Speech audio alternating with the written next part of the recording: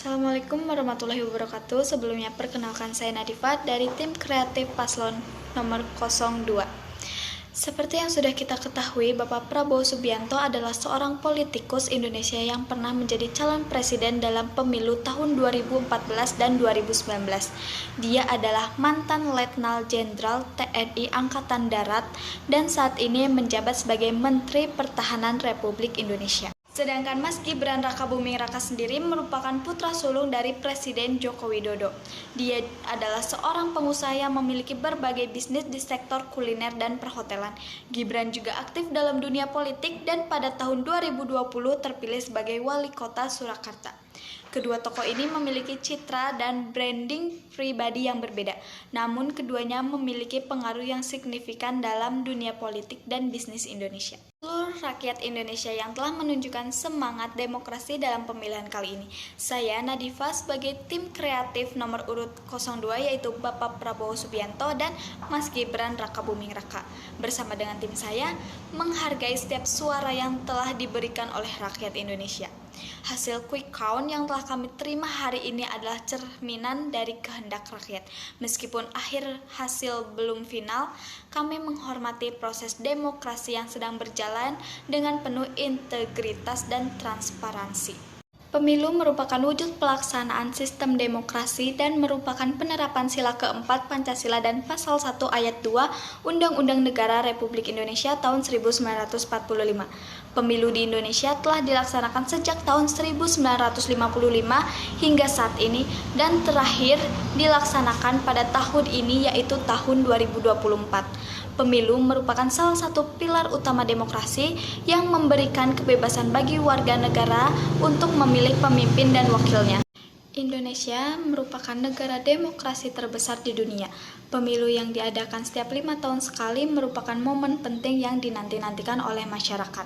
Namun seperti yang sudah kita ketahui, seringkali muncul permasalahan dalam pelaksanaannya, sehingga memunculkan adanya isu kecurangan dan pelanggaran dalam proses pemilu. Pemilu 2024 di Indonesia telah menjadi titik panas sosial yang besar, terutama setelah munculnya berbagai tuduhan dan laporan mengenai kemungkinan kecurangan yang dilakukan oleh berbagai partai politik. Ketika teknologi semakin canggih dan informasi semakin mudah diakses, masyarakat menjadi lebih sensitif terhadap tindakan-tindakan yang melemahkan integritas dan legitimasi pemilu. Pemilu tidak lahir tanpa tujuan, tetapi untuk memilih para wakil rakyat dalam rangka mewujudkan pemerintah dari, oleh, dan untuk rakyat. Menurut Richard, demokrasi lembaga, perwakilan, dan pemilihan umum merupakan 3 konsep yang berkaitan erat dan tidak dapat dihindari. Untuk itu, partisipasi masyarakat mutlak diperlukan dalam mewujudkan makna demokrasi yang mutlak. Pemilu penting untuk diselenggarakan secara berkala disebabkan oleh beberapa sebab. Di era digital, tantangan muncul ketika media sosial menyebarkan misinformasi dan disinformasi, mempolarisasi dan memanipulasi opini. Serangan pribadi terhadap kampanye dari para kandidat dapat dengan mudah menyebar ke seluruh platform dan mempengaruhi opini publik dengan informasi yang tidak valid. Seperti yang sudah kita ketahui, hal ini tentunya dapat merusak reputasi kandidat dan mempengaruhi keputusan pemilihan tanpa bukti kuat. Sementara algoritma platform cenderung memaparkan pengguna pada pandangan serupa, sehingga meningkatkan polarisasi. Masalah lebih lanjut muncul ketika konten yang disajikan tidak diverifikasi atau lebih bersifat emosional dan provokatif daripada informatif. Oleh karena itu, menjaga perdebatan yang sehat dan mencegah penyebaran berita palsu dan konten provokatif memerlukan keterampilan digital yang baik dan pemahaman etika dalam menggunakan media sosial. Informasi yang tidak akurat atau menyesatkan dapat mempengaruhi pemahaman dan pandangan kita terhadap pemilu 2024 ini. Sehingga kita pengguna media sosial harus bijak dalam memilih informasi yang kita pilih. Kementerian Komunikasi dan Informatika juga meluncurkan kampanye Pemilu Damai 2024 untuk mengoptimalkan media sosial dalam menyelenggarakan pemilu damai.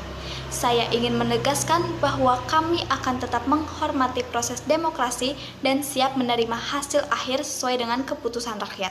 Kami percaya bahwa setiap suara memiliki nilai dan penting untuk membangun bangsa ini. Saya Nadifa, bersama dengan tim saya akan terus berjuang untuk kepentingan rakyat dan membangun bangsa ini menuju arah yang lebih baik. Kami berkomitmen untuk bekerja keras demi Indonesia yang adil, makmur, dan sejahtera bagi seluruh rakyat Indonesia. Informasi yang tidak akurat atau menyesatkan dapat mempengaruhi pemahaman dan pandangan kita terhadap pemilu 2024 ini. Sehingga kita pengguna media sosial harus bijak dalam memilih informasi yang kita pilih. Kementerian Komunikasi dan Informatika juga meluncurkan kampanye Pemilu Damai 2024 untuk mengoptimalkan media sosial dalam menyelenggarakan pemilu damai. Saya ingin menegaskan bahwa kami akan tetap menghormati proses demokrasi dan siap menerima hasil akhir sesuai dengan keputusan rakyat. Kami percaya bahwa setiap suara memiliki nilai dan penting untuk membangun bangsa ini.